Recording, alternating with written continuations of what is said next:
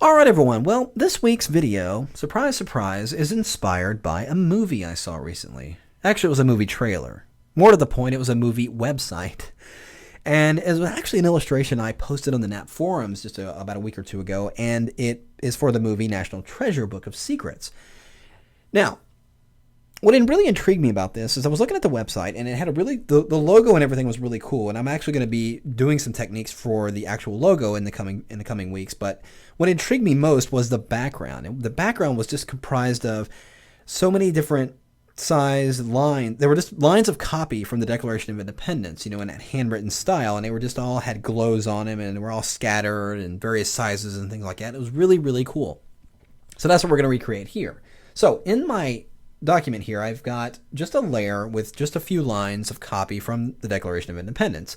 And all I did was simply Google the Declaration and just copy and pasted these lines onto a text layer. So I'm going to go ahead and double click the text layer icon and just highlight all the copy. And I'm going to change the font to something that looks a little bit more handwritten. And I actually found a really cool font on this website I had mentioned a while back. It's called Dafont. It's DAFONT.com.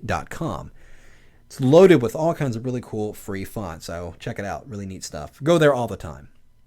But the font I got here is called Aquiline 2. And when I select it, you can see it's got a really interesting kind of handwritten style to it, almost in the style that the Declaration would be in. So I'm going to press Command or Control T. I'm going to hold down my Shift Option, that would be Shift Alt on a Windows machine, and I'm just going to scale the text out almost to the edge here. And I'll press Enter.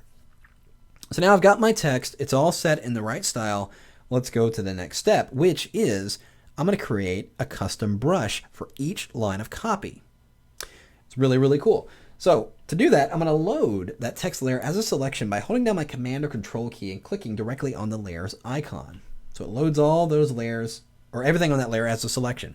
Well, if I define a brush now, it's going to make a brush out of all three lines. And I don't want that. I want to make a brush for each line of copy. So I need to deselect a couple of these. So I'm going to take my Marquee tool. I'm going to hold down the Option key, which would be the Alt key on a PC. And I'm just going to drag over the two lines I want to deselect.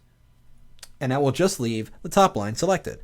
So now I'll go into the Edit menu, go to Define Brush Preset, and we'll call this Line 1. I'll click OK. So let's do the same thing. I'm going to Command click on that layer. I'm going to deselect the top layer. Still holding the Option key down. Deselect the bottom layer. That leaves the middle layer selected. Let's go under to Edit, Define Brush. And we'll call this Line 2. And lastly, deselect the top two layers. Edit, Define Brush Preset. And we'll call that Line 3. So now, got all my brushes defined. I don't necessarily need this text layer, but I'm not going to throw it away because you never know when you're going to need to go back and change something or add something in there. So I'm going to go ahead and just turn off its visibility. And I'm going to highlight the background layer because I want ultimately my design is going to be on a black background. So I just need to change the background to black I'm just going to do that by pressing Command or Control I. So background set, brushes are set. Let's go in here and create the effect. I'm going to create a new blank layer. And I'm going to go into my brush panel, select my brush tool, and at the bottom of my brush menu here are the three lines of copy. There they are right there. So I'm going to go ahead and select the first one. Let's go over here into my document. And there's my brush. You can see the preview of the brush right there. So I'm just going to click once in the middle of my document. And that's because I want to apply a layer style before I actually paint any of these lines in. But something needs to be on the layer to see the results of the layer style.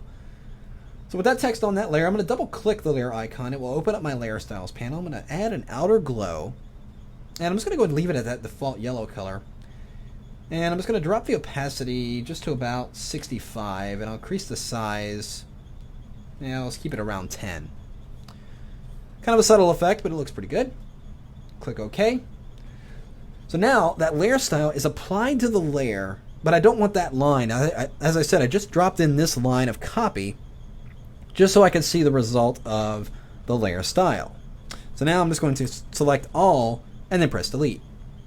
Now I've deleted what was on the layer, but the layer style is still intact. So now I need to go in here and actually edit the behavior of the brush itself. So I'm going to open up my brush engine here. Let's kind of drag this out. And let's change a few things. I'm going to activate the shape dynamics.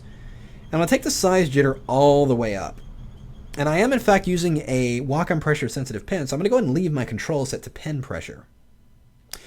And I'm going to activate scattering, and we're going to give it a good deal of scatter. I'm going to do it on both axes, and you can see the preview down here if I drag it up and down, giving me a really interesting result there. I'll also go back up here to brush tip shape and just increase the spacing a little bit. I'm going to take it to around 40. And I think that looks pretty good. All right. So now let's just do a test and let's kind of brush in there. Oh, that looks pretty good.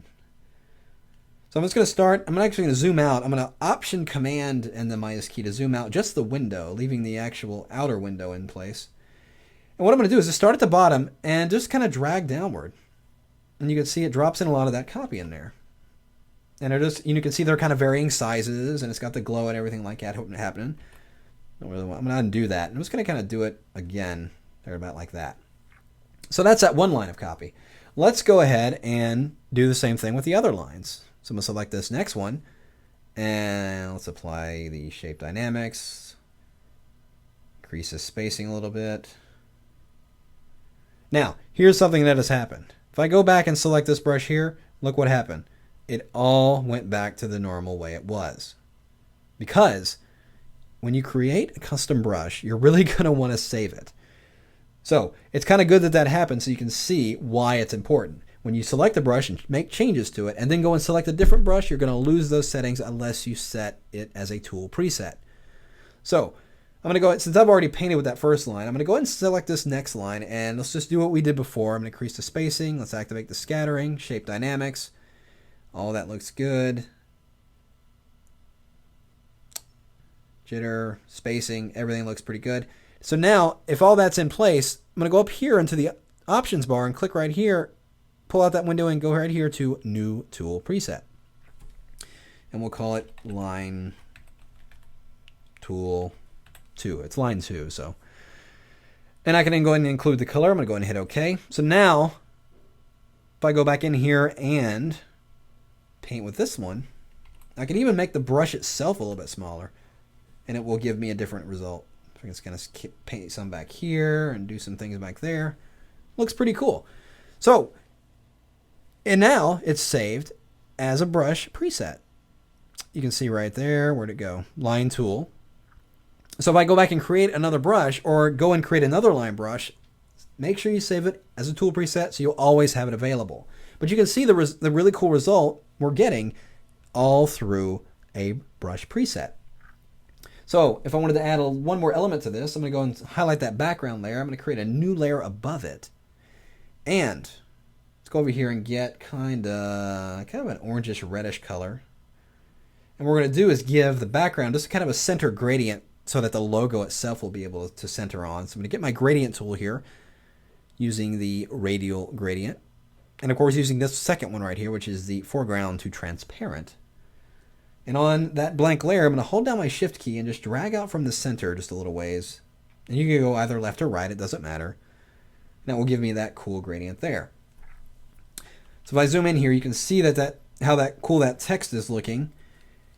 And if I just simply drop in the logo here on this group layer, I've got the actual pyramid that I created. And this is what I'm going to be covering in the next videos in the next couple weeks, is actually how to create this effect for the pyramid. Well, I'm going to do one last thing to this background copy. I'm going to highlight that layer that contains all that copy. I'm going to put a layer mask on it. And I'm going to go over here and using that same gradient tool, making sure we're going from foreground to transparent, but let's change the foreground color to black so we're actually masking out an area. I'm just going to hold my shift key down and drag in a gradient from all four sides. And that just kind of has it having this fading effect coming in from the sides. And again, we're using the radial gradient. Let me undo all those. I want to actually make sure if there's any setting in here that I wish wasn't sticky, it was this. I want to make sure we're using a linear gradient in this case. And again, just drag a gradient in from each side, and it gives me a really interesting result. So we've got that scattered line text effect all done with a custom brush. So that's creating the background. As I mentioned, Next couple weeks, we're going to start talking about the actual logo itself, starting with this pyramid.